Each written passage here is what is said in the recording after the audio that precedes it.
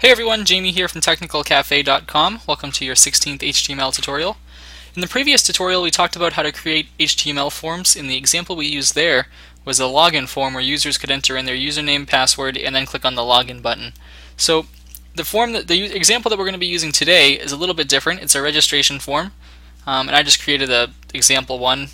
So what this is going to contain is it's going to contain a fields for a username, a password, and then we're going to add in two options, which are gender, using radio buttons here so the user can only pick one option, and favorite food.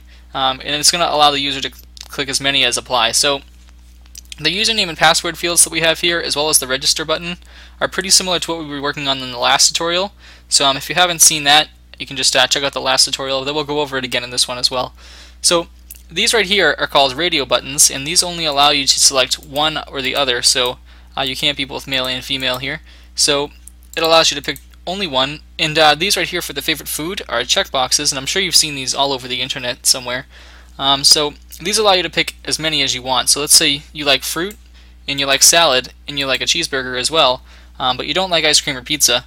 It allows you to select just those ones, or you can select all if you like it all, or if you don't like any, though some of these things on here are pretty good, you can just unselect all of them. And when you click register, like we also talked about in the last tutorial, it'll bring you to a process.php page where the values contained within these elements here are all passed to a different page to be dealt with, either entered into a database or whatever the programmer chose to do. So let's take a look at the code over here. So here we have it. This is the code that we're going to be using for this tutorial here. It just involves a lot of input type. So let's clear this out and we'll get to work on it here. So delete everything here. So this is our page here. We still have the title, creating HTML forms, similar to last time. So let's go about creating our form. First we're going to create a little bit of a header. We'll use H3, and if you remember from that tutorial that it's somewhere in the middle of the headers, with H6 being the smallest and H1 being the largest.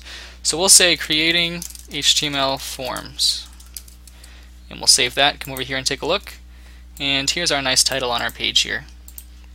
So let's come down and we'll work on creating our form. So the first thing we're going to say is please register below, and because this is going to be a registration form as opposed to a login form. So if we'll save, come over and take a look, you'll notice we have our basic stuff set up here. So let's go about making the actual form itself. So we'll say form, and then we'll create a closing form tag, and in between these two tags, if you remember, all the form elements are going to go. So the first element we're going to have is a username element. So we'll say input type equals, and if you remember from last tutorial as well, for a text box all you need to do is enter in text, and it's going to basically tell the browser that there's a text input here. So we'll give this a name as well, and we're going to call this username. And this name right here, is, if you remember, is what's passed on to the other script, so it's going to be passed on to our process.php, which we'll enter in a second. And we'll do the same for the password field. So input type equals password, name equals password, and we'll close that off there. If you'll notice that these two right here, the input boxes, do not need a closing tag, so they don't need a input closing, but it's just kind of a good thing to do if you add in the slash here. I believe it's not required, but it's just kind of a good practice to get into, I guess. So right here what we have is our two input boxes. We'll save that, come over here and take a look. You'll notice that they're right next to each other, and one is a name input or text box, and the other is a password box. So let's go ahead and add some text so the users know what they're actually entering in. So we'll say username, and then we'll put a colon and a space, and for the password colon space, and we'll save that. So what we're going to do now is for a registration form, I kind of want the things to be in line with another, so one after another. So we'll use, instead of a BR spacing, which I think kind of leaves them a little close together and it's kind of hard to differentiate between the two, we're going to use a paragraph break. So in order to do that, we'll just create some paragraph tags and just leave it empty, and that'll give us a space like you would have in a regular paragraph. So here's our username box and our password box. So now let's go about adding our radio buttons. And in order to do that, we're going to actually add another paragraph space, and we'll say gender. So if we save this, come along and refresh, you'll notice that now we have a section for the users to enter in their gender. So what we're going to do for this is we're going to create a radio button. So what we're going to do is we're going to say input type equals, so it's the same as entering a text box or a button, and the type that we're going to be using is going to be radio. So when we save this, come over here and take a look, you'll notice that we have this stray radio button. It kind of looks like an eye or something. So if we just refresh here to get rid of that, and we're going to enter in another one. So input type equals radio. So if we save, forgot the closer there. If we save, we'll have two radio buttons, and you'll notice right now that they can both be clicked, and it kind of looks like a set of two eyes, but they can both be clicked because we haven't yet altered the name element within, or the name attribute within the input element. So what we're going to do is we're going to be saying name equals, we'll give it to both of them here, and where the name equals, you have to have the same name so long as you want the two options to not be able to be chosen at the same time. So for example, let's just format this real quick. We'll say male, and then underneath we'll say female. So we'll save that, put a space in between using, I think we'll use a BR for this, and we'll save, and we have our male and female options. We're going to space it out up here too. Okay, so now we have our gender option. We can choose male or female here, but you'll notice that they're both selected, and you can't be both. So let's just come over here and take a look here. So in order to change that, we got to give them the same name. So what we're going to do for this is we're going to say we'll say gender, and then we'll say gender.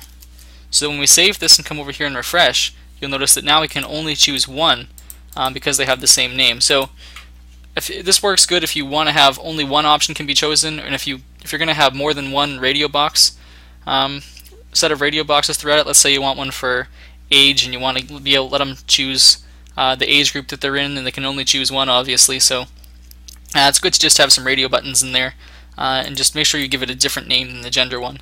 So let's just come over here and continue working on this. So now that we have our radio buttons working, we're going to put another paragraph space, and then we're going to add our favorite food. And we'll say in parentheses, check all that apply. So we'll save that, come over here and take a look, and here we go. So let's just come over here, going to add a quick colon in there and make it look a little better, and we'll give a quick paragraph break.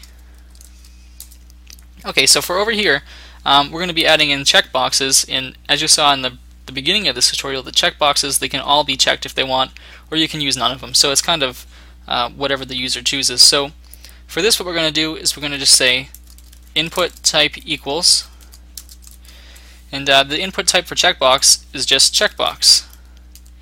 So if we save that, come over here and refresh, you'll notice that now we have a checkbox that we can check and uncheck, unlike the radio button where once you click on it, you can't get rid of it no matter where you click. So let's come in here and we'll give the checkbox a name attribute. And for this one, we're going to call this salad. We'll call it fruit, actually. I think that's what I did in the original here.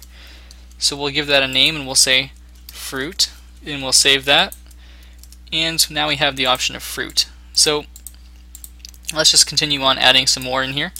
Remember, we say input type equals checkbox, and remember to have the quotation marks here. It might not be as important in HTML as it is in other languages like JavaScript or Java, PHP, so it's just kind of a good practice to get into, especially if you're interested in learning other languages in the future. So name, we'll give this, we'll say salad now. Figure maybe we can put the healthy options up top. And we'll save, come over here and refresh. And you'll notice that we have fruit and salad, and they can both be checked at the same time, not checked one or the other. So I'm going to actually put a space in between them. Okay, here we go. So fruit and salad, those are good. So let's add a couple more options here, and we'll just copy and paste this to avoid having to type it.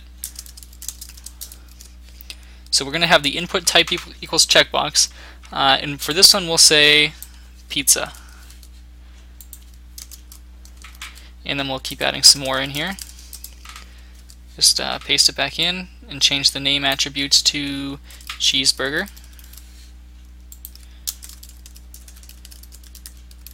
And then we'll save and refresh. And and come over here, and you'll notice that now we have our checkboxes for our favorite foods here. And what the, if you'll remember from the previous tutorial, what these do, the name elements, or attributes rather, is what they send whatever the user typed in or entered to the PHP page, or whatever other page you're using. So if you remember last time in ours, I forgot to actually enter this in here, we had an action associated with our form, and what the action does is it tells the browser basically where to send the information. So depending on what you're doing, if you're setting up like a registration form, you might want to call the action register or register process.php or something like that. So we'll just call this process.php just to keep it simple. And then you have a method, and the method is how you're going to send the data. So if you use a get method, what happens is the data, you'll end up seeing it get sent over here, and you can you'll actually see the variable names and the data that's stored in those variables up here in the address bar. So that's probably not what you want if you're going to be sending sensitive data like credit card numbers, passwords, stuff like that. So for that, you'd probably use a post and somehow maybe encrypt it. So let's just come over here and we will set this equal to post. And then for over here, we're going to create our final option in the form here. And we're going to call this, let's say, ice cream. And when you're using a name attribute, it's important that don't leave a space in between it, because in other programming languages, I'm not sure so much about doing this in HTML, but in other programming languages, if you're declaring variables, you're not going to want to use a space. You're going to either want to use an underscore, or you're going to want to either capitalize the second word. So for this, we'll just say ice underscore cream, and we're going to say ice cream. Come over here and refresh, and here's our 5 options that we're going to be having for this registration form. So the last thing you're going to need to add for this form is a submit button, so that the user can actually tell the browser, I'm ready to send this over. So I'm going to do some paragraph spacing there, and we're going to say input type equals name equals value equals. And so for this option, we're going to have actually 3 options here, or 3 attributes within this element. So the type that we're going to be using is a submit. In this, we're going to be creating a submit button. The name, we'll just call it submit. So when it gets over to the other page, maybe we want to say don't let the user come to this page unless the submit button's been clicked. And the value, we're going to call it, let me just show you what it looks like without the value. Without a value, you'll have just an empty button that brings you to the process.php page. So if we take this off completely, you'll notice that we just have a submit query button. So we're going to add a value that says register. So we'll come over here and refresh, and here's our completed form. We'll just erase that here. So you'll notice that our text box here allows us to enter in our name. Our password box lets us enter in our password without it being shown in case there's someone behind us or looking at our computer or whatnot. The gender box allows you to choose either one or the other because we have the same name associated with it. If we called this one, let's say male, we'll say MOF for male or female. We come over here and refresh, you'll notice that we can actually choose both, and that's not something that we're going to typically want, so we'll just call it gender again. So we can now only choose one or the other, and for the checkboxes we can choose as many as we want, or as little as we want, depending on what we're choosing here. So once we enter in our username and password and everything, select what we like, and click register, the data will all be sent to the process.php page because we're using our, because we're using our action process.php, and now this can differ depending on what you're doing in our method post. Just to show you what get does, if we say method is get, and we come back over here and refresh, we'll enter in our username here, we'll say Jamie, password, we'll say password, we'll say male, and we'll say I like pizza, and we click register. You'll notice that all of our variable names, or the names that we associated with these, are being sent right up here in the address bar, which isn't something that we're going to typically want, especially when we're sending passwords. Other things, that's okay for, maybe if you're doing a search engine or something, but for this, that's typically not something that you're going to want. And one last thing before we run out of time here, if you want to, you can actually indent all this stuff here. In Notepad++, you can just highlight and hit Tab.